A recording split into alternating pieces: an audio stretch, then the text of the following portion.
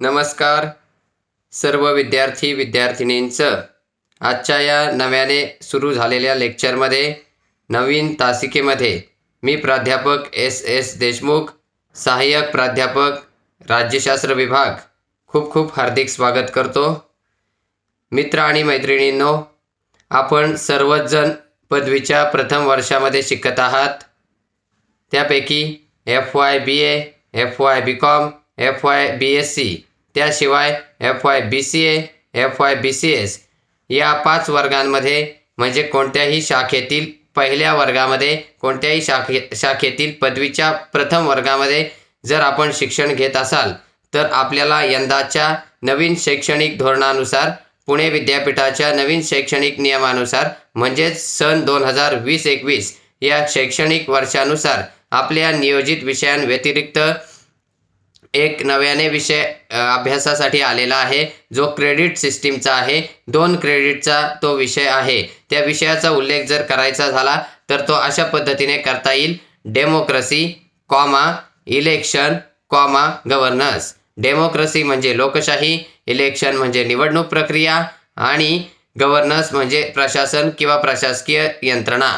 तर या विषयामध्ये 25+25 असा एकूण 50 गुणांचा हा जरी पेपर क्रेडिटचा असला तरी प्राध्यापकांकडून आपल्याला गुण दिले जातील आणि विद्यापीठाच्या गुणपत्रिकेवर, मार्क लिस्टवर आपल्याला त्याचं क्रेडिटमध्ये रूपांतर झालेलं आहे असं दिसून येईल। मग 25 मार्क हे आपल्याला प्रोजेक्टला किंवा असाइनमेंटला असतील। 25 मार्कांची ही बहुपर्यायी प्रश्नसंच पद्धतीची परीक्षा होईल, म्हणजे 4 पर्याय दिले जातील, 25 प्रश्न दिले जातील। अशा पद्धतीने एकंदरीत या विषयाचं स्वरूप आहे।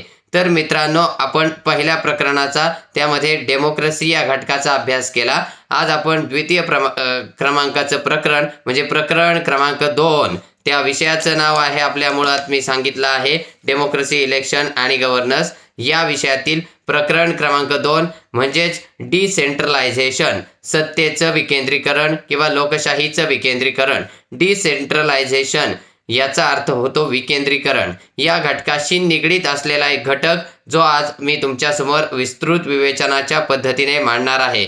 तर मित्रांनो, आपण ग्रामीण भागातील ज्या स्थानिक स्वराज्य संस्था आहेत, 3 पद्धतीच्या, 3 प्रकारच्या, त्याचा आज आपण साकल्याने, जाणीवपूर्वक, अगदी चिकित्सक रीतीने अभ्यास करणार आहोत। तर त्यामध्ये आपल्याला सगळ्यांना माहिती आहे, ग्रामपंचायत, पंचायत समिती आणि जिल्हा परिषद या ग्रामीण भागातील 3 स्थानिक स्वराज्य संस्था आहेत। अगदी खालच्या स्तरावर म्हणजे अतिशय तळागाळामध्ये, ग्रामीण भागामध्ये गावाच्या पातळीवर जी संस्था असते ती ग्रामपंचायत, तालुका पातळीवर जी संस्था कार्यरत आहे किंवा स्थानिक स्वराज्य संस्था म्हणून जी संस्था काम पाहते तिला आपण पंचायत समिती म्हणतो, आणि जिल्हा पातळीवर एक जी संस्था असते, स्थानिक स्वराज्य संस्थेतला सगळ्यात महत्त्वाचा घटक, त्याला आपण जिल्हा परिषदेचा घटक किंवा जिल्हा परिषद असं म्हणतो। तर ग्रामपंचायत, पंचायत समिती आणि जिल्हा परिषद या घटकावर आपण प्रामुख्याने आज चर्चा करणार आहोत। तो विषय मी सर्व विद्यार्थी विद्यार्थिनींना समजून सांगण्याचा प्रामाणिक प्रयत्न करणार आहे। तर विद्यार्थी मित्रांनो, ग्रामपंचायत ही अतिशय ग्रामीण भागामध्ये असणारी एक स्थानिक स्वराज्य संस्था आहे। ती गाव पातळीवर काम करते। मुळातच ग्रामीण भागामध्ये आपल्याला माहिती आहे, गावाचा विकास झाला पाहिजे, गाव सुरक्षित, त्यासोबत संपन्न झालं पाहिजे, ही भूमिका राज्यघटना निर्माण करताना घटनाकारांनी केली, म्हणजे लोकशाहीचं विकेंद्रीकरण याच घटकावर आपण चर्चा करत आहोत। तर ग्रामपंचायत नेमकी कशी हे आपण समजून घेऊया। अनेक MPSC किंवा UPSCच्या विद्यार्थ्यांना हा घटक प्रामुख्याने एक महत्त्वाचा घटक म्हणून अभ्यासला जावा अशी अपेक्षा एकंदरीत असते। ते अनेक जण विद्यार्थी तो अभ्यासतात, त्यांना देखील माझं हे विश्लेषण नक्की उपयुक्त ठरेल अशी माझी अपेक्षा आहे।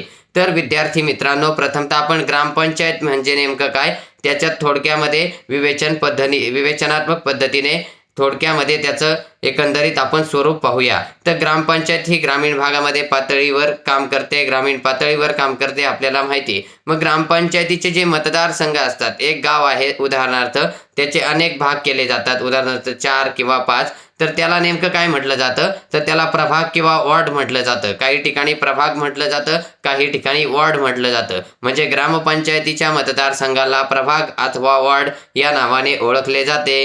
ग्रामपंचायतीच्या मतदारसंघांना प्रभाग किंवा वॉर्ड या अर्थाने ओळखलं जातं. तर हे आपल्याला समजल्यानंतर मग त्या प्रभागातून त्या वॉर्डातून एक सदस्य किंवा प्रभाग असेल तर एका प्रभागातून 2 किंवा 3 अशा पद्धतीने सदस्य निवडून जातात. मग ग्रामपंचायतीचे जे सदस्य असतात त्याला आपण ग्रामपंचायत सदस्य असे म्हणतो. म्हणजे ते ग्रामपंचायत सदस्य हे वॉर्ड किंवा प्रभागातून निवडून येतात.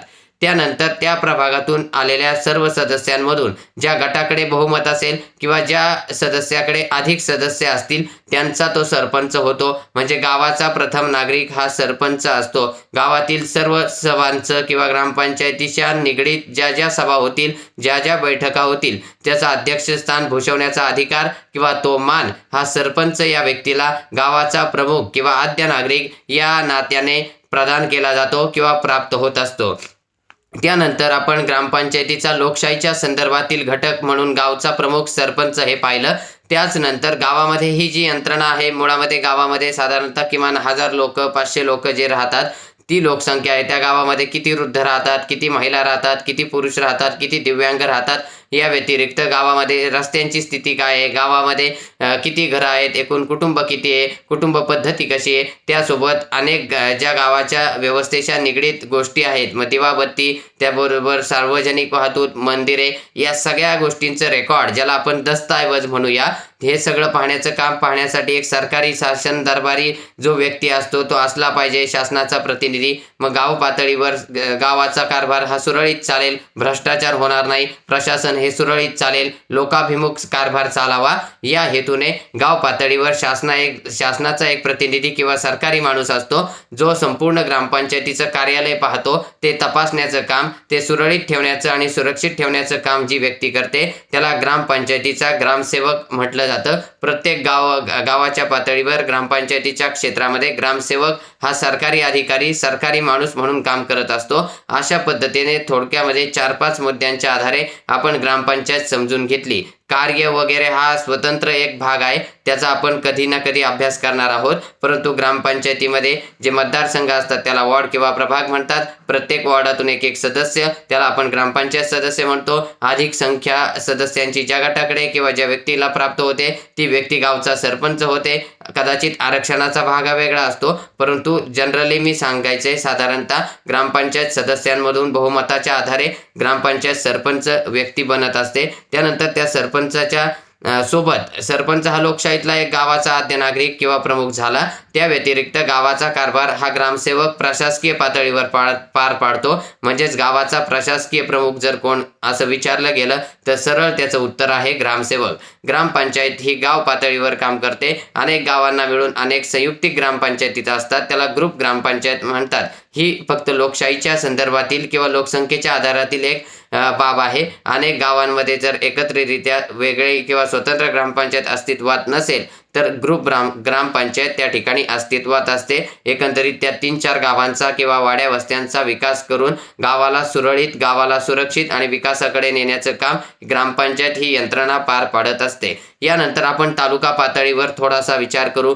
अनेक गावांच्या ग्रामपंचायती असतात, अनेक गावं मिळून तालुका बनतो. तालुका निर्माण झाल्यानंतर त्या ठिकाणी तालुक्याच्या ठिकाणी पंचायत समिती असते. पंचायत समितीमध्ये जे मतदारसंघ असतात किंवा पंचायत समितीच्या निवडणुकीसाठी तालुक्यात अनेक ग्रुप किंवा ज्याला आपण गण म्हणू म्हणजे मतदारसंघ केले जातात, त्याला आपण पंचायत समितीचे मतदारसंघ म्हणजे गण या नावाने ओळखतो. या गणातून प्रत्येक सदस्य निवडून येतो. उदाहरणार्थ एखाद्या तालुक्यात 14 सदस्य आहेत, ते 14 सदस्य वेगवेगळ्या गणातून निवडून येऊन पंचायत समितीचे सदस्य म्हणून आपलं काम करायला सुरुवात करतात. मग ज्या गटाकडे किंवा ज्या पक्षाकडे अधिक पंचायत समितीचे सदस्य आहेत तो पक्ष किंवा त्या पक्षातील एक व्यक्ती हा त्या पक्षात त्या पंचायत समितीचा सभापती होतो. म्हणजे सभापती हा तालुक्याचा पंचायत समितीचा प्रमुख असतो किंवा थोडक्यात प्रधान किंवा प्रमुख या नात्याने तो ती जबाबदारी पार पाडत असतो. मग ग्रामपंचायत आपण जशी पाहिली त्या ठिकाणी सरपंच होता. आता पंचायत समिती पाहिली, या ठिकाणी पंचायत समितीचा सभापती आहे हा झाला लोकशाहीतला प्रमुख. मग लोकशाहीमध्ये पाहत असताना प्रशासन चालवण्याचं काम पंचायत समितीच्या पातळीवर कोणतीतरी एक व्यक्ती करते. त्या व्यक्तीला नाव आहे किंवा त्या व्यक्तीचं पद आहे गट विकास अधिकारी. म्हणजे तालुक्याला पंचायत समितीचा जो अधिकारी असतो तो मुख्य असतो गट विकास अधिकारी. मग या गट विकास अधिकाऱ्याला तालुक्याचा संपूर्ण कारभार किंवा तालुक्याची संपूर्ण यंत्रणा तपासायची असते, पाहायची असते, थोडक्यामध्ये तिचं नियंत्रण करायचं असतं. हे करत असताना मित्रांनो, तालुक्यामध्ये अनेक घटक असतात. आरोग्य यंत्रणा असते, महिला बाल कल्याण विभाग असू शकतो, त्यासोबत कृषी विभाग असतो, त्यासोबत सार्वजनिक बांधकाम विभाग असतो. मग या सगळ्या विभागांचं नियंत्रण एकटी गट विकास अधिकारी करू शकत नाही, ती व्यक्ती करू शकत नाही. म्हणून तिला सहाय्यक म्हणून वेगवेगळ्या विभागांना एक एक विस्तार अधिकारी असतो. उदाहरणार्थ शिक्षण विस्तार अधिकारी, सार्वजनिक बांधकामाचे जे अधिकारी असतात ते विस्तार अधिकारी, कृषी विस्तार अधिकारी, अशा पद्धतीने पंचायत समितीची रचना असते. त्यानंतर आपण तालुका सोडल्यानंतर किंवा तालुका पातळी अभ्यासून झाल्यानंतर आपण जिल्हा पातळीवर थोडासा अभ्यास करू. प्रत्येक जिल्ह्याच्या ठिकाणी एक मुख्य संस्था, स्थानिक स्वराज्य संस्था, जी जिल्हा परिषदेच्या रूपाने काम करते. म्हणजे जिल्हा पातळीवर जिल्हा परिषद असते. या जिल्हा परिषदेचे जिल्ह्यामध्ये वेगवेगळे मतदारसंघ असतात, त्याला आपण गट या नावाने ओळखतो. म्हणजेच काय, तर जिल्हा परिषदेच्या मतदारसंघांना गट या नावाने ओळखलं जातं. या जिल्हा परिषद गटांमधून अनेक सदस्य निवडून येतात. या जिल्हा परिषदेच्या सदस्यांना आपण जिल्हा परिषदेचे सदस्य म्हणतो. म्हणजेच ते जिल्हा परिषदेमध्ये संबंधित गटाचं नेतृत्व करण्याचं काम करून तिथल्या लोकाभिमुख योजना जनसामान्यांपर्यंत पोहोचवण्यासाठी, जिल्हा परिषदेची यंत्रणा राबवण्यासाठी सहाय्यभूत असे घटक असतात. या जिल्हा परिषद सदस्यांमधून ज्या पक्षाचे अधिक सदस्य निवडून येतात त्या पक्षाचा एक सदस्य हा जिल्हा परिषदेचा अध्यक्ष म्हणून कार्य पाहत असतो किंवा त्या पदावर त्याची नियुक्ती होत असते. थोडक्यामध्ये जिल्हा परिषदेची ही आपण लोकशाहीची यंत्रणा पाहिली. तसंच जिल्हा परिषदेचं संपूर्ण कामकाज, जिल्हा परिषदेचे जे भवन असतं किंवा मुख्य कार्यालय असतं त्या ठिकाणी अनेक अधिकारी पार पाडतात. परंतु जिल्हा परिषदेचा मुख्य जो असतो प्रशासकीय प्रमुख, त्याला साधारणतः मुख्य कार्यकारी अधिकारी या नावानं ओळखलं जातं किंवा हे त्याचं पद आहे. मुख्य कार्यकारी अधिकारी हा जिल्हा परिषदेचा प्रशासकीय प्रमुख असतो. म्हणजे आपण आतापर्यंत गेल्या 10-12 मिनिटात ग्रामीण पातळीवरील 3 स्थानिक स्वराज्य संस्थांमध्ये ग्रामपंचायत, पंचायत समिती, जिल्हा परिषद या 3 संस्थांचा बारीक चिकित्सक अभ्यास केलेला आहे. थोडक्यामध्ये अगदी आपण 1, 2, 3 या पद्धतीने सांगायचं झालं तर अगदी खालच्या स्तरावर ग्रामपंचायत, त्यानंतर तालुका स्तरावर पंचायत समिती, जिल्हा स्तरावर जिल्हा परिषद आणि ते 3, 2, 1 अशा पद्धतीने सांगायचं झालं तर सगळ्यात जिल्ह्याच्या मुख्य ठिकाणी जिल्हा परिषद, मध्यभागी म्हणजे पंचायत समिती तालुका पातळीवर आणि सगळ्यात शेवटी अनेक गावांमध्ये असणाऱ्या ग्रामपंचायती ज्या ग्रामीण भागामध्ये नेतृत्व करतात. थोडक्यामध्ये देशाची लोकशाही ही ग्रामीण भागाच्या तितक्या लोकशाहीच्या प्रभुत्वावरनं किंवा चांगल्या पद्धतीने जर लोकशाही गावामध्ये चालत असेल तर देश सुरळीत, देश सुरक्षित आणि देश प्रगतीकडे जातो असं सर्वसाधारणतः म्हटलं जातं. कारण आपल्या देशाचे राष्ट्रपिता थोडक्यामध्ये मोहनदास करमचंद गांधी, महात्मा गांधी म्हणाले होते, गावाकडे चला. म्हणजे गावं जर समृद्ध झाली, गावामध्ये लोकशाही टिकली, गावामध्ये सामान्य माणसाला अधिकार मिळाले, न्याय हक्क मिळाले, ते समजले. थोडक्यामध्ये तिथली लोकशाही जर यशस्वी झाली तर देशाची लोकशाही ही उत्तरोत्तर प्रगतीकडे जाईल असं त्यांचं म्हणण्याचं एकंदरीत स्वरूप होतं किंवा त्यांच्या वक्तव्याचा थोडक्यामध्ये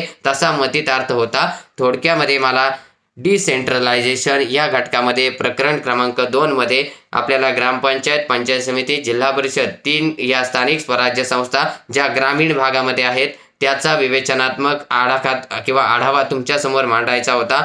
नंतर आपण ज्या शहरी भागातील स्थानिक स्वराज्य संस्था आहेत त्यामध्ये नगर परिषदा, नगर पंचायती, महानगरपालिका किंवा कटक मंडळे अशा पद्धतीने ती शहरी भागातील किंवा नागरी भागातील स्थानिक स्वराज्य संस्थांची रचना आहे. आपल्याला आता ग्रामीण भागातील जे स्थानिक स्वराज्य संस्थांची उतरण जिल्हा परिषद, पंचायत समिती आणि ग्रामपंचायत, मध्यभागी पंचायत समिती तालुक्याच्या पातळीवर, सगळ्यात खाली ग्रामीण भागावर ग्रामपंचायत आणि जिल्ह्याच्या ठिकाणी जिल्हा परिषद अशा पद्धतीने आपण थोडक्यामध्ये ग्रामपंचायतीचे वॉर्ड किंवा प्रभाग म्हणजे त्यानंतर पंचायत समितीचे जे मतदारसंघ आहेत गण स्वरूपातील, जिल्हा परिषदेचे जे मतदारसंघ आहेत गट स्वरूपातील यांचा अभ्यास केला. त्यासोबत लोकशाहीतील प्रमुख कोण, व ग्रामपंचायतीच्या पातळीवर सदस्य व सरपंच, मुख्य सरपंच, अनेक सहयोगी त्यांचे सदस्य असतात सहकार्य करण्यासाठी, गावाचा कारभार किंवा गावगाडा सांभाळण्यासाठी.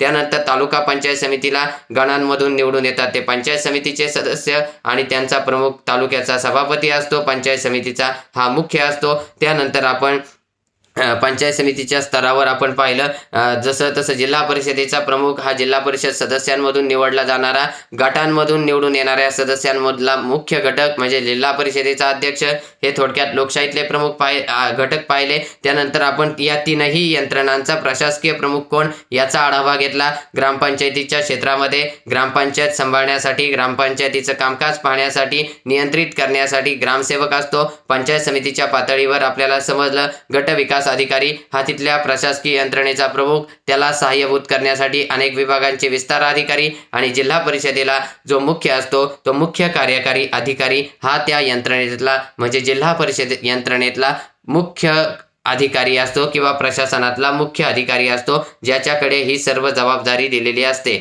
मग प्रशासन सांभाळणे, तिथली यंत्रणा सुरक्षित ठेवणे, तिथली लोकशाही ही चांगल्या पद्धतीने अबाधित आहे का नाही हे नियंत्रित करणे, सर्व कारभार चालवण्याचं काम अशा पद्धतीने ग्रामीण भागात ग्रामपंचायती, पंचायत समित्या आणि जिल्हा परिषदा यांच्या मार्फत पार पडत आहे हे आपल्याला दिसून येईल. अशा पद्धतीने आपण ग्रामीण भागातील 3 स्थानिक स्वराज्य संस्थांचे टप्पे समजून घेतले. मनपूर्वक धन्यवाद.